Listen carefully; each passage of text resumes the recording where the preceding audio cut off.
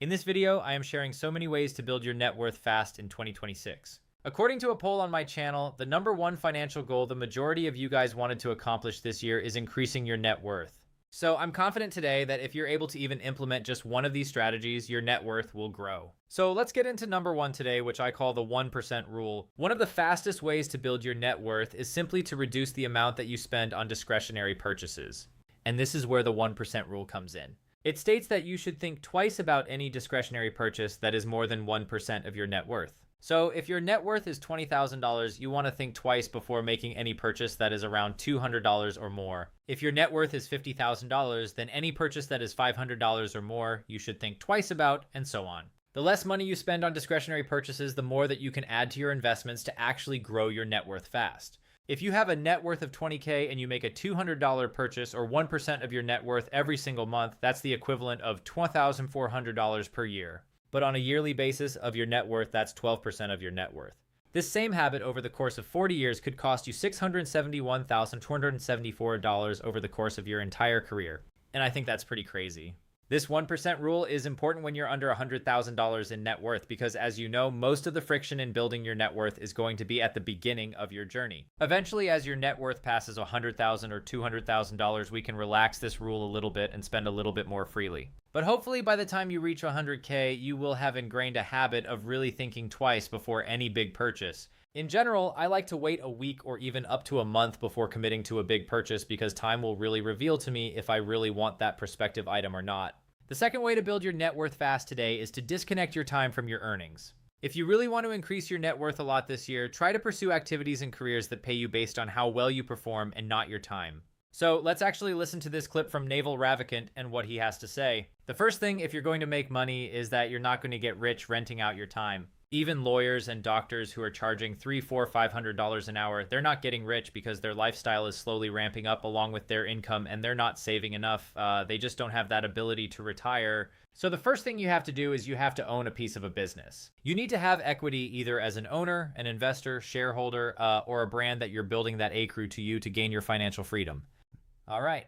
So there are two things that Naval is saying here.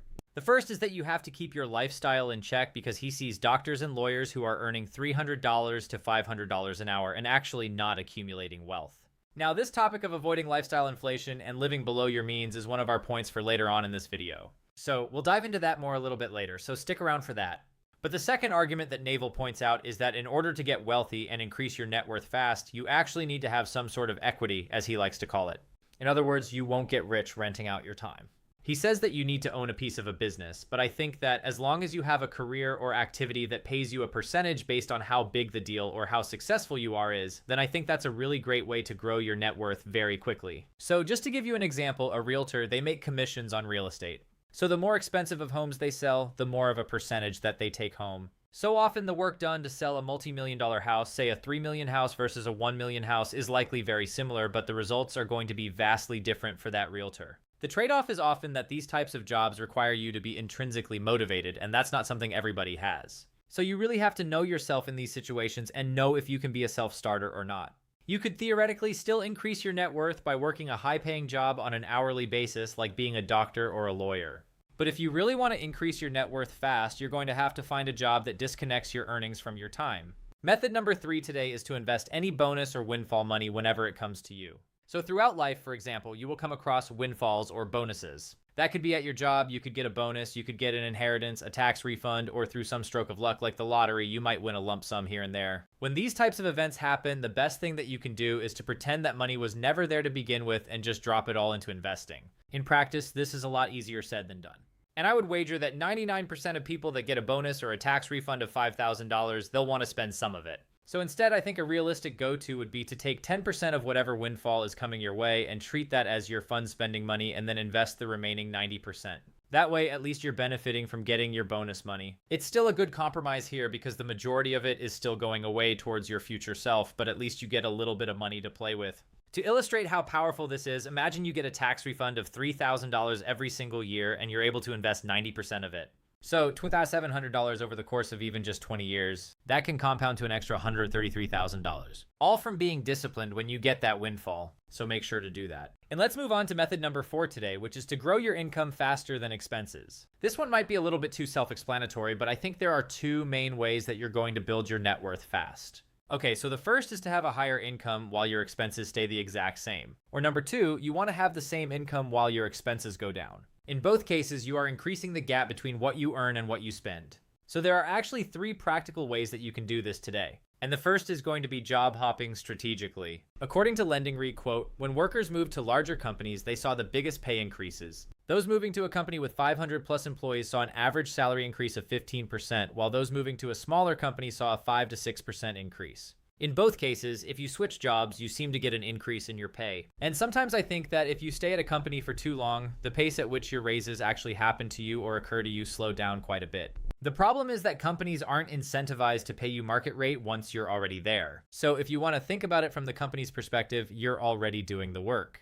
You've already said yes to the salary, so why would they voluntarily give you a massive raise in order to match market rates? Now here's the thing.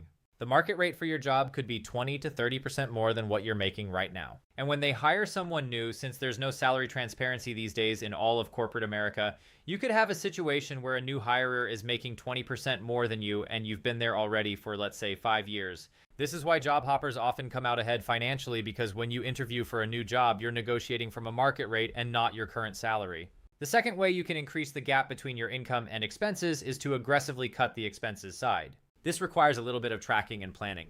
But if you can write down all the categories in which you spend money, assess where you're spending too much, and ruthlessly cut all of those expenses in that overinflated category, that is another great way to bring your expenses down while your income stays the exact same. And the third way is to build a high V-value skill in order to increase your income over time. These are going to be skills that directly increase and generate more revenue for your company, or skills that are in really high demand, but there aren't a lot of people doing them. I've seen people go from $60K a year to $120K a year by learning data analytics, or SQL, which is a programming language, in order to manipulate data. If you're a tradesman, you could increase your skills by learning to weld, HVAC, or even electrical work. And I've also seen people just have an incredibly lucrative side hustle by learning video editing or digital marketing. This is a little easier said than done, but if you're able to spend 6 to 12 months dedicating evenings and weekends to learning a high income skill, it's another great way to increase your income. All right, before we get into our 5th method today, I just really wanted to thank you guys for watching this far. It really means a lot to me and the team on this channel. So if you are enjoying these videos on this channel, make sure to subscribe. It's completely free and we would appreciate it. So thank you so much, and let's get into number 5. The 5th method to increase your net worth fast is simply by tracking it. 67% of Americans say they don't currently track their net worth, according to Credit Karma. And I think that being aware of your net worth is an easy win, an easy way to grow it fast, because I find that the more energy and attention you put into your net worth, the more that it naturally grows. So to calculate your net worth, you just add up all your assets and then subtract any debts or liabilities, and boom, that is your net worth. I've personally created a net worth tracker that is free to download below in the description, and it's updated for 2026. It's definitely more robust, so make sure to check that out. I personally used to like tracking my net worth every month, but I found that that was maybe a little bit too often. So this year I plan on tracking it once per quarter, and I'll keep you guys updated on that progress. But the link for that spreadsheet will be down below.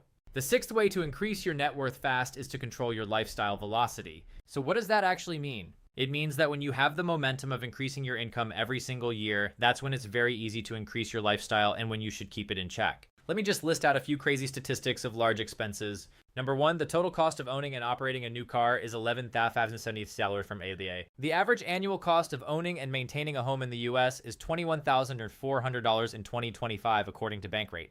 And the average cost of a vacation is now $7,240, according to travel insurance provider Squaremouth. And if you want to go overseas, make that $9,122. Lifestyle inflation occurs because as we make more money, we think that buying more goods and services are going to bring us more joy and happiness. But unfortunately, you may or may not know this already. What actually happens is that buying new things doesn't necessarily always increase your satisfaction and happiness in life. True fulfillment often comes from meaningful experiences rather than buy new things. So I would say focus on experiences. Control your spending when it comes to your lifestyle and delay status purchases as much as you can, and I think your net worth will thank you. Number 7 today is to maximize your tax efficiency. So this method is all about keeping significantly more of every dollar that you make without having to earn more money. There are 3 main ways to do this, in my opinion. So the first is to max out your 401k employer match and use your retirement account strategically. For 2026, the 401k limit is now $24,500 per year if you're under the age of 50 or $32,500 if you're 50 and older. For an IRA, it's $7,500 under the age of 50 and $8,600 per year over the age of 50. Contributing into a traditional retirement account is tax deferred. So that means it lowers your taxable income for the year that you contribute into them. The second strategy is to use the retirement accounts to actually shelter your investment gains from taxes as long as possible. Every time you realize a gain by selling a stock in a taxable brokerage account, you will have to trigger and pay capital gains taxes. But inside a 401k or IRA, you can buy, sell, and rebalance without any immediate tax consequences. And over time, this compounding can make a huge difference in your net worth. Also, you get some bonus points if you invest within a Roth IRA where the earnings grow tax-free. And the third method for tax efficiency is to tax loss harvest in your taxable accounts. If you have investments that are down in their positions, so as in they're negative, you can sell them to realize losses, and that can offset some of your realized gains. Then what you can do is just immediately buy a similar investment to maintain your market exposure and your asset allocation.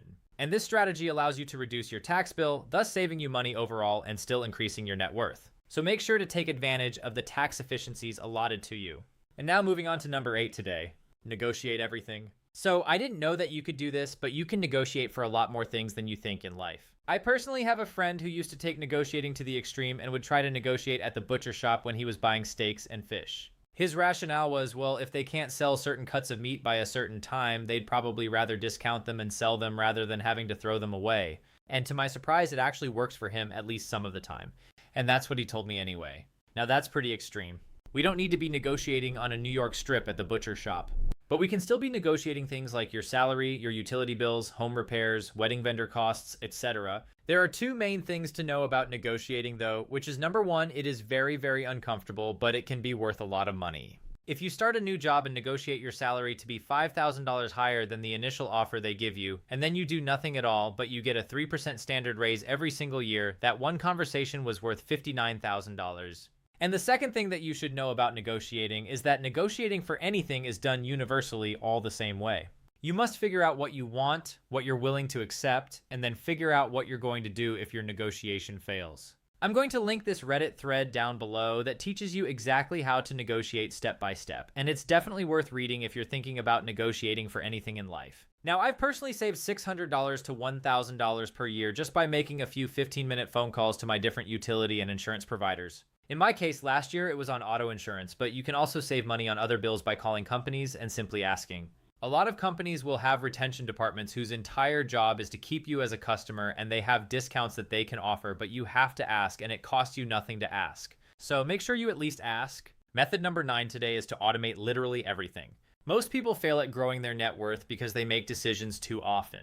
You can avoid all of this if you just literally automate everything. So set up automatic transfers so that when your paycheck hits your checking account, it gets automatically divvied up into other places that you might need it to go. Say you get paid twice a month and you want to save $500 per paycheck. You can set up an automatic transfer from your checking account to your investment account for $500 on the day after each payday. That way, the money is gone before you have a chance to spend it on anything else. The psychology here is straightforward. You can't spend what you don't see, and you're not relying on discipline or remembering to invest every paycheck. It just happens automatically. Here are the top 5 things to automate. In my opinion, it is going to be your utilities, your rent or mortgage payments, credit card bills, saving transfers, and investment contributions. Automate your money into those 5 buckets and then thank me later when your net worth has grown. And number 10 today is to increase your financial literacy. You can do this by watching guides on my channel. You could read books, you could listen to podcasts, or just go through any content that you can find on the subject of personal finance and investing.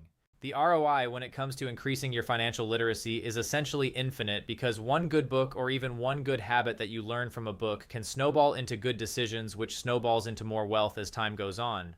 Financial literacy can compound better than money in my opinion because each concept that you learn will build on the previous one that you had before. If you understand compound interest, for example, this emphasizes starting early. Understanding tax efficiency means that you can structure your investments or your businesses better.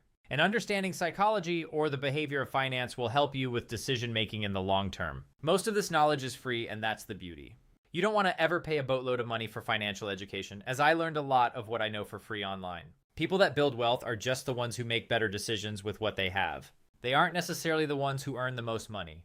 So I think invest in your financial education because it's the one investment that's guaranteed to pay dividends for the rest of your life. If you enjoyed this video, check out my video here where I go over my 10 best tips on how to get ahead of 99% of people. I'll link it right here. I'll see you guys in that video. If you want the resources I mentioned today in the video, please check down below.